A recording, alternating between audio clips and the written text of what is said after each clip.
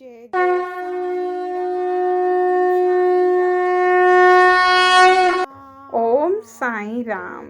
श्री साईं सच्चरित्र अध्याय 33। जामनेर का विलक्षण चमत्कार। सन 1904-5 में नाना साहेब चांदोरकर खानदेश जिले के जामनेर में मामलतदार थे। जामनेर शिरडी से लगभग 100 मील से भी अधिक दूरी पर है। उनकी पुत्री मैनाताई गर्भावस्था में थी और प्रसव काल समीप ही था। उसकी स्थिति अति गंभीर थी। 2-3 दिनों से उसे प्रसव वेदना हो रही थी। नाना साहेब ने सभी संभव प्रयत्न किए, परंतु वे सब व्यर्थ ही सिद्ध हुए। तब उन्होंने बाबा का ध्यान किया और उनसे सहायता की प्रार्थना की। उस समय शिरडी में एक रामगिर बुवा, जिन्हें बाबा बापूगिर बुवा के नाम से पुकारते थे, अपने घर खानदेश को लौट रहे थे। बाबा ने उन्हें अपने समीप बुलाकर कहा कि तुम घर लौटते समय थोड़ी देर के लिए जामनेर में उतरकर यह उदी और आरती श्री नाना साहेब को दे देना। रामगिर बुवा बोले कि मेरे पास केवल 2 ही रुपए हैं, जो कठिनाई से जलगांव तक के किराए को ही पर्याप्त होंगे। फिर ऐसी स्थिति में जलगांव से 30 मील और आगे जाना मेरे लिए कैसे संभव होगा। बाबा ने उत्तर दिया कि चिंता की कोई बात नहीं, तुम्हारी सब व्यवस्था हो जाएगी।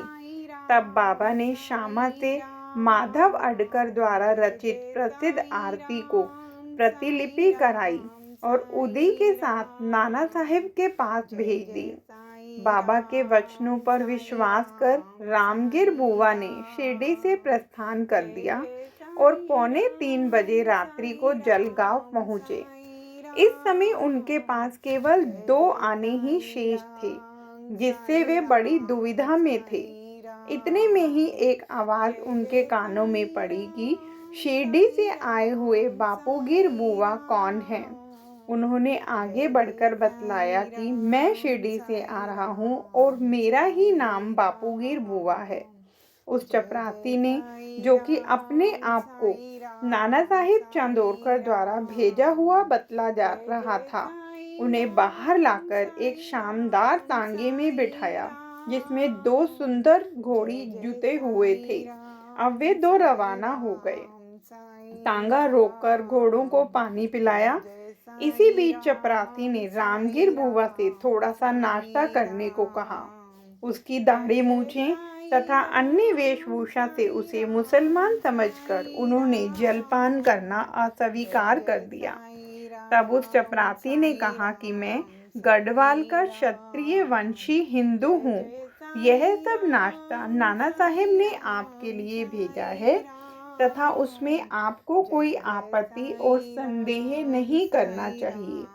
तब वे दोनों जलपान कर पुनः रवाना हुए और सूर्योदय काल से जामनेर में पहुंच गए। रामगिर बुवा लघु शंका को गए और थोड़ी देर में जब वे लौट कर आए तो क्या देखते हैं कि वहां न तो तांगा था, न तांगे वाला और न ही तांगे के घोड़े। उनके मुख से एक शब्द भी न निकल रहा था। वे समीप ही कचहरी में पूछताछ करने लगे और वहां उन्हें पता चला कि इस समय मामलतदार घर पर ही हैं। वे नाना साहेब के घर गए और उन्हें बतलाया कि मैं शिरडी से बाबा की आरती और उदी लेकर आ रहा हूँ।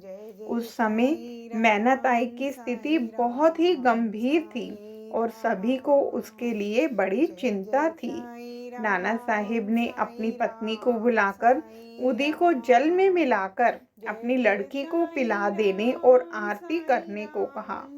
उन्होंने सोचा कि बाबा की सहायता बड़ी सामयिक है। थोड़ी देर में ही समाचार प्राप्त हुआ कि प्रसव कुशलता पूर्वक होकर समस्त पीड़ा दूर हो गई है। जब रामगिर बुवा ने नाना साहेब को चपरासी, तांगा तथा जलपान आदि रेलवे स्टेशन पर भेजने के लिए धन्यवाद दिया तो नाना साहेब को यह सुनकर महान आश्चर्य हुआ और वे कहने लगे कि मैंने न तो कोई तांगा न चपरासी ही भेजा था और न ही मुझे शिरडी से आपके पधारने की कोई पूर्व सूचना ही थी। ठाणे के सेवानिवृत्त श्री बीवही देव ने नाना साहेब चांदोरकर के पुत्र बापू साहेब चांदोरकर और शिरडी के रामगिर बुआ से इस संबंध में बड़ी पूछताछ की और फिर संतुष्ट होकर श्री साईं लीला पत्रिका भाग 13 में गद्य और पद्य में एक सुंदर रचना प्रकाशित की।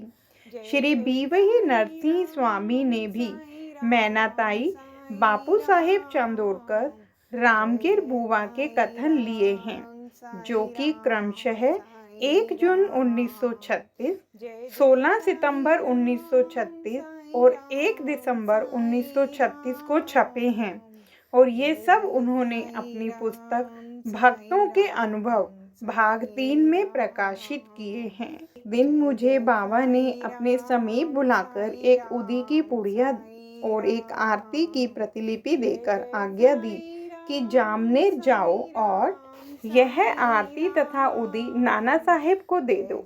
मैंने बाबा को बताया कि मेरे पास केवल 2 रुपए ही हैं, जो कि कोपर गांव से जलगांव जाने और फिर वहां से बैलगाड़ी द्वारा जामनेर जाने के लिए अपर्याप्त हैं। बाबा ने कहा, अल्लाह देगा। शुक्रवार का दिन था।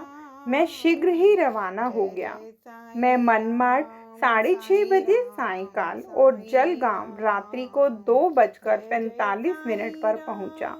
उस समय प्लेग निवारक आदेश जारी थे, जिससे मुझे असुविधा हुई और मैं सोच रहा था कि कैसे जामनेर पहुंचूं। रात को 3 बजे एक चपरासी आया, जो पैर में बूट पहने था, सिर पर पगड़ी बांधे व अन्य पोशाक भी पहने था।